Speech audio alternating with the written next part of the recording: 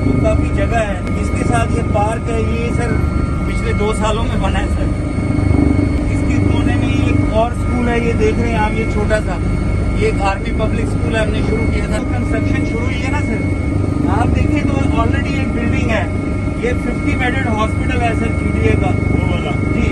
और उसके साथ ये 100 बेड अभी चाइनीज बना के दे रहे हैं। आप देखें पीछे इन्होंने एक कैंप बनाया हुआ है, ये चाइनीज कंपनी है सर जो बना रही है उसी हॉस्पिटल के पीछे। इसकी जो अगली फेज है उसमें एक नर्सिंग इंस्टीट्यूट है सर, और फिर सर 150 बेड्स और बनने हैं, सो 300 तक लेके जाएंगे eventually, and then they will make a medical college.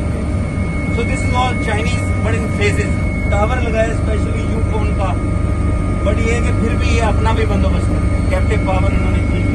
और gas return back I will indicate to you जो पावर प्लांट की जगह है सर। ये जो रोड जा रही है कराची वाली रोड है सर, इसी रोड के साथ देखिए वो जहाँ से पहाड़ शुरू हो रहा है सर, उस पहाड़ के फुट हिल पे सर पावर प्लांट है सर, वो जो 300 मेगावाट वाला है।